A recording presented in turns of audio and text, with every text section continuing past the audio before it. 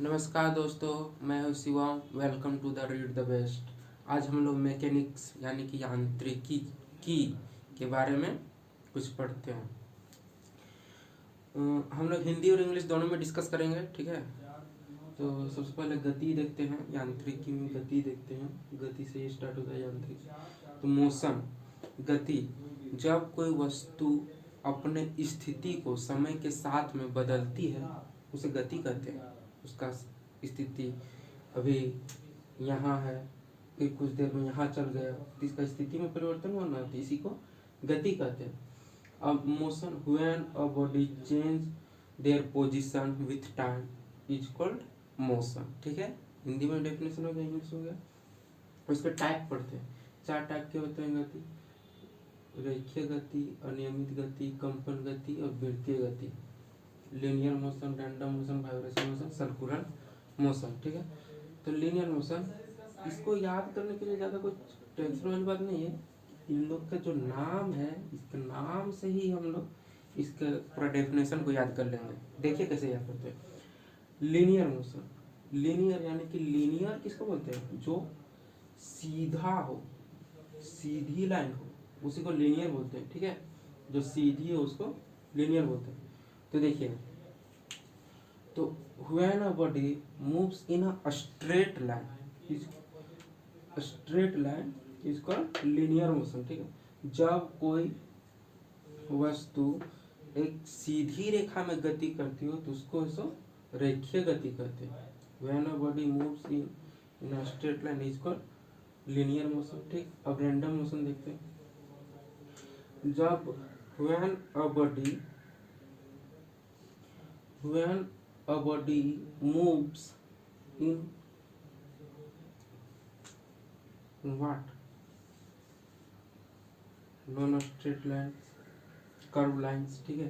तो ऐसे बोल सकते हैं when a body moves in a curve line, या फिर the direction of a body it changes इधर गए direction of the body changes is called random motion।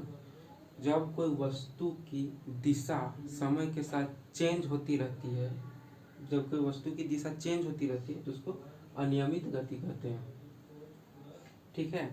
तो ये सब का एग्जाम्पल देते हैं। जैसे कि हम लोग बाइक चलाते हैं तो बाइक मुड़ता भी है, ऐसे नहीं कि टर्निंग में नहीं मुड़ता है, मुड़ता ही है। लेकिन कभी कभी होता है कि स्ट्रेट चल रहा है, बहुत दूर तक स्ट्रेट जा रहा है, तो जो स्ट्रेट दूरों तक चलता है तो उसको स्ट्रेट, उस समय को बोलते हैं स्ट्रेट मोशन, ठीक है।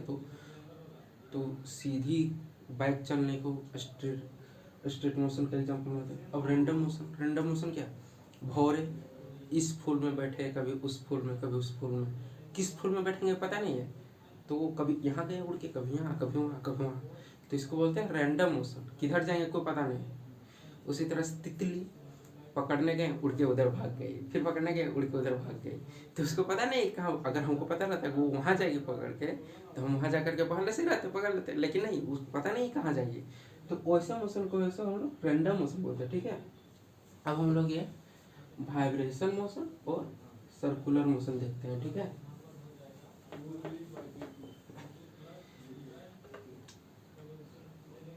Vibration motion, when a body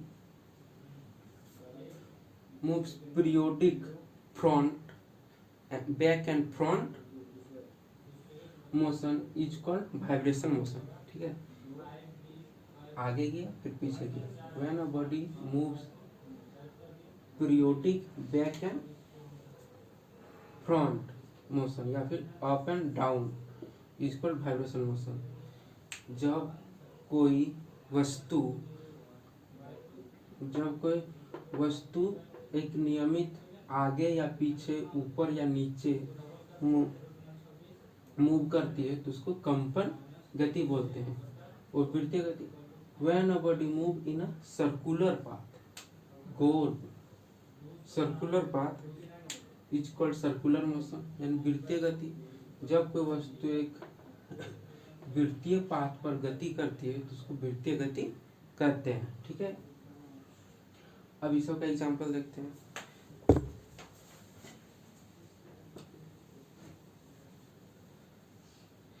जैसे कि कंपन गति, जैसे घड़ी, और घड़ी होता है जो बजता है, घड़ी में टाइम टाइम में बजता है, यहाँ पर पेंडुलम लगा रहता है, यहाँ आता है फिर यहाँ आता है, तो ये मूव करता है, इधर जाता है फिर इधर जाता है, तो ये पेंडुलम जो मूव करता है इसको बोलते हैं कंपन, वाइब्रेशन गति। फिर मोबाइल भी वाइब्रेट करता है, तो एक डिस्टेंस में इधर गया फिर इधर इधर इधर इधर ऐसे वाइब्रेट करता है, ठीक है, थोड़ा सा। फिर सर्कुलर गति देखते हैं, जैसे फैन घूमता है वो गोल गोल घूमते रहता है, चक्का पहिया घूमता है, बाइक का पहिया, कार का पहिया, तो वो तो गोल गोल ही घूमता है ना, तो वो हो गया सर्कुलर मोशन। लेकिन हम लोग आगे बढ़ते हैं, ठीक है, स्ट्रेट लाइन में आगे बढ़ते हैं, तो ये कैसे होता है, तो जो पहिया है ये गोल गोल घूम रहा है, ठीक है, लेकिन यहाँ पास हम लोग स्ट्रेट मोशन में आगे बढ़ते हैं। ये पहिया यहाँ पास गया घूम घूम के, फिर ये एक चक्कर लगाए फिर वापस में घूम घूम के गए, तो इस तरह से ये पहिया तो घूम रहा है सर्कुलर मोशन में, लेकिन हम लोग आगे बढ़ रहे हैं लीनियर मोशन में, कार आगे बढ़ रहा है लीनियर मोशन में, ठीक है। तो ये है फिर मोशन, ठीक है, डेफिनेशन हमने बोल दिया है, लिख लीजिएगा, ठीक है। अब आगे आते हैं स्पीड। स्पीड, स्पीड क्या होता है, स्पीड चाल बोलते हैं। तो जब कोई वस्तु एक निश्चित, जब कोई वस्तु दूरी को एक निश्चित समय अंतराल में तय करता है तो इसको स्पीड बोलते हैं, या फिर इसको ऐसे भी लिख सकते हैं कि it is the ratio between distance by time is called speed, ठीक है, ऐसे भी लिख सकते हैं, यानी कि दूरी और समय के अनुपात को स्पीड बोलते हैं, ठीक। अब इसके भी प्रकार होते हैं, uniform speed, non uniform speed, average speed, instantaneous speed, related speed, absolute speed.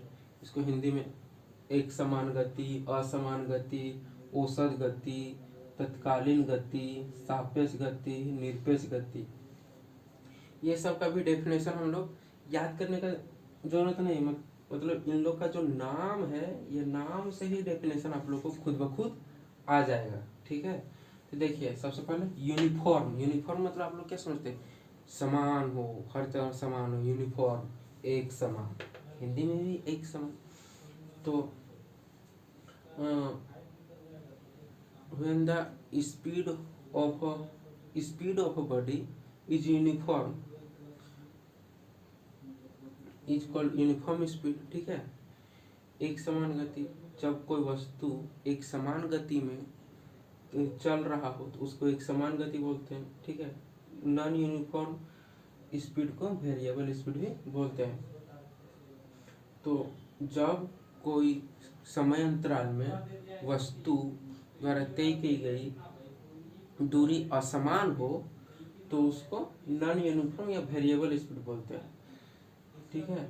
When a distance travel by a body is different in a time period, ठीक है, तो उसको नॉन यूनिफॉर्म स्पीड बोलते हैं। तब ये दोनों को समझते हैं, जैसे कि कोई कार, नहीं दिख रहा आप लोग को, कोई बात नहीं, इधर समझ सकते हैं। जैसे कि कार है यहाँ पर, ठीक है, कार समझ लीजिए, कार ही है, ठीक है।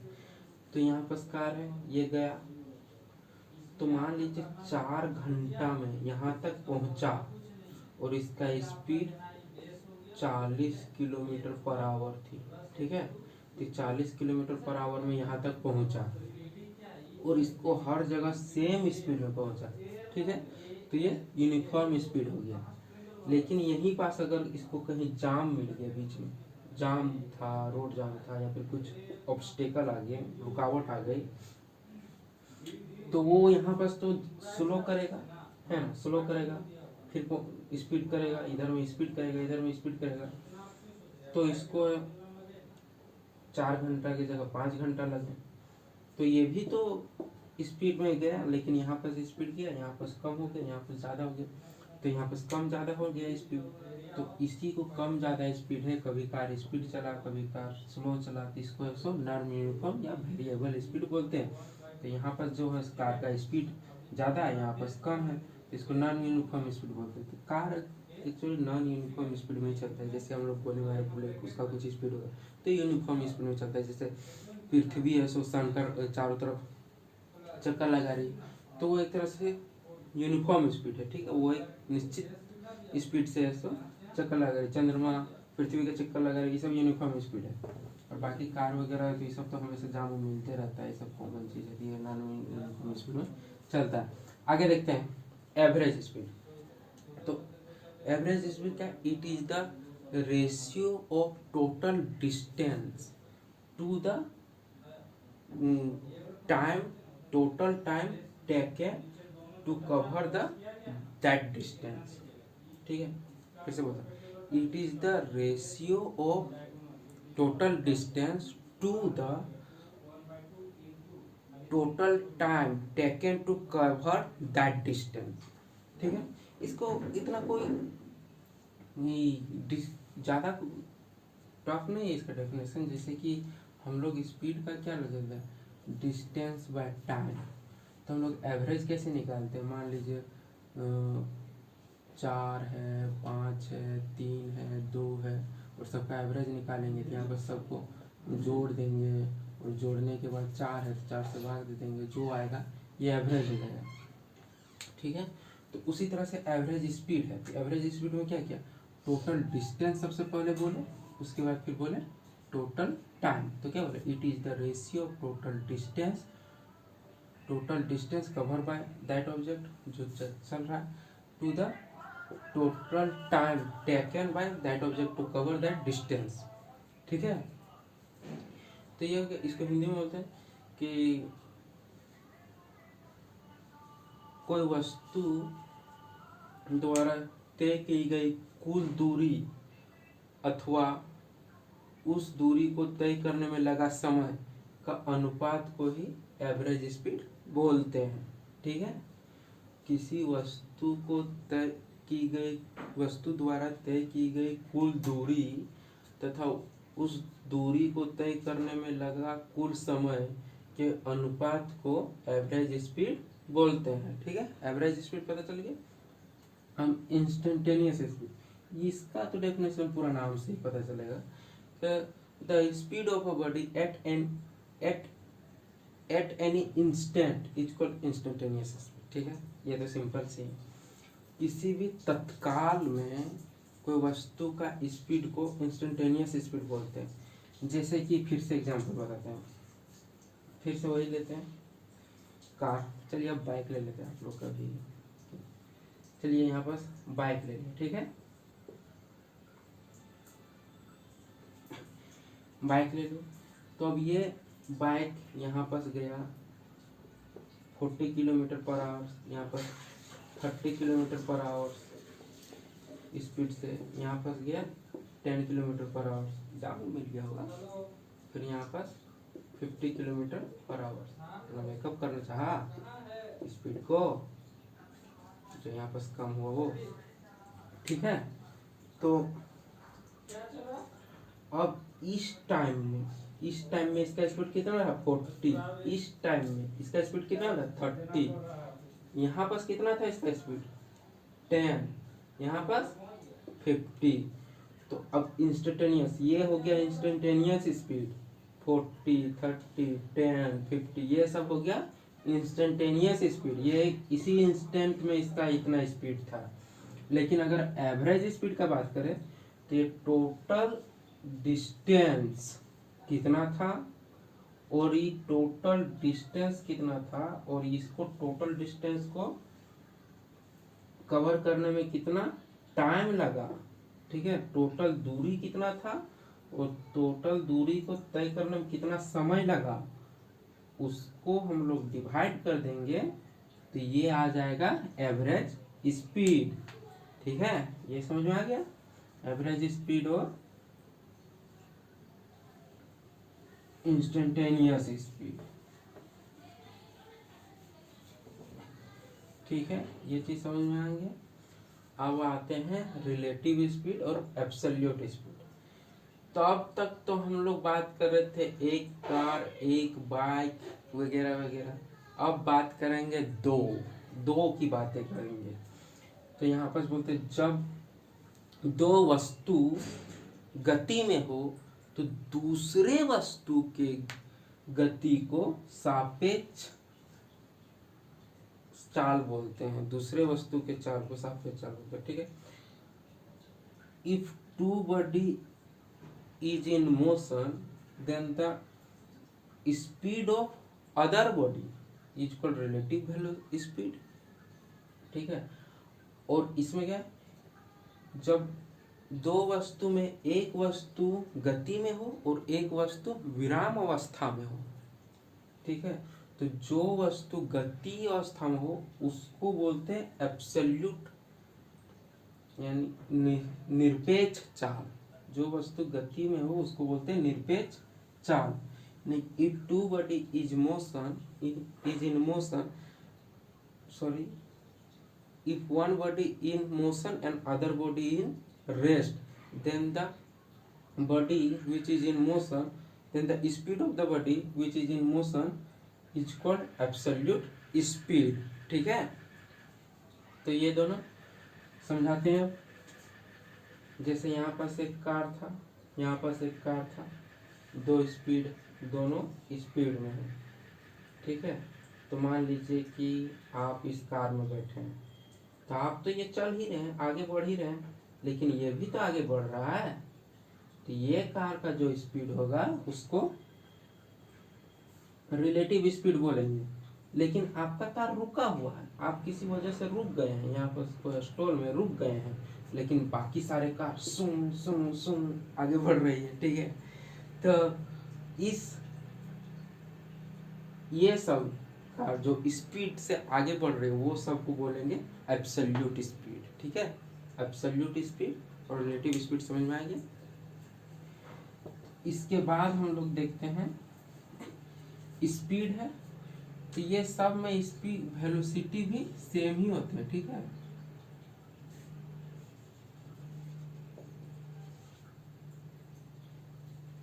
स्पीड और वेलोसिटी सेम ही होते हैं। इसका भी फॉर्मूला होता है d/t, इसको भी d/t या सॉरी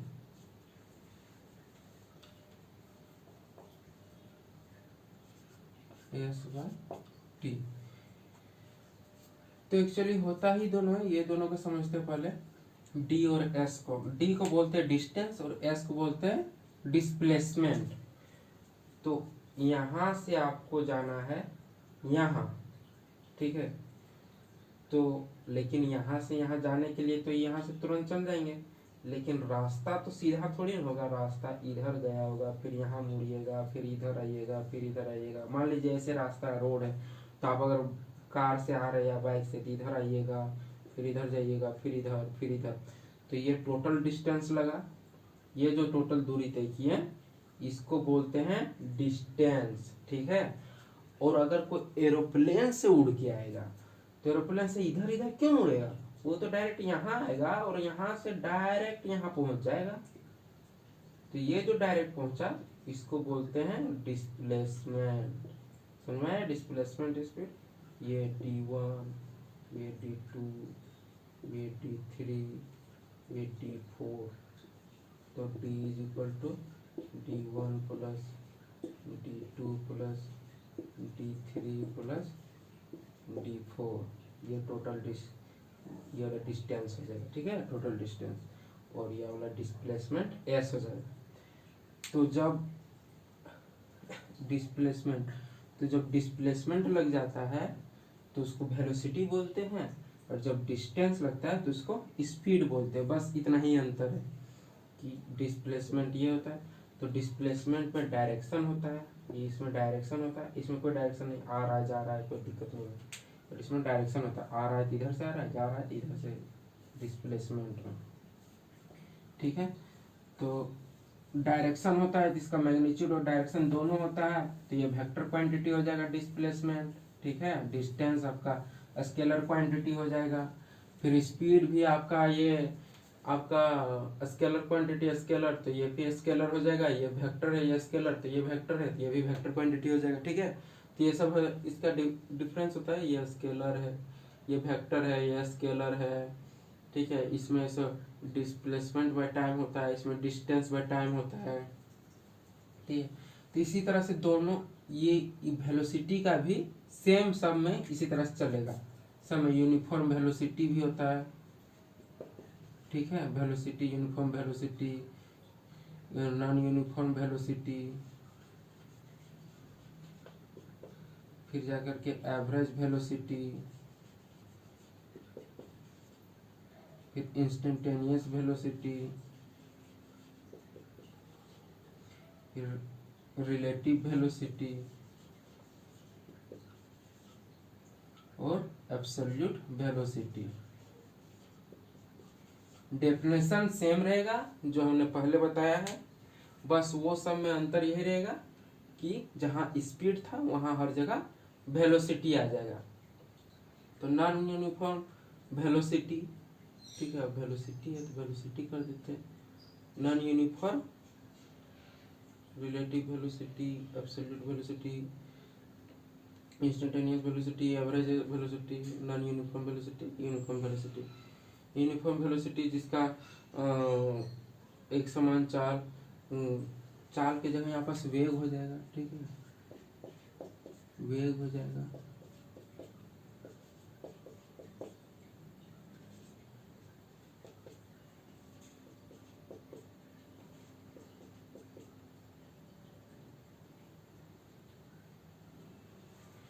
एक समान वेग, तो जैसे हमने बताया था कि जिसका समान समान स्पीड रहता हो उसको समान एक समान चाल बोलते हैं। तो उसी तरह से इसमें समान वेग हो तो एक समान वेग बोलते, जब कोई वस्तु एक समान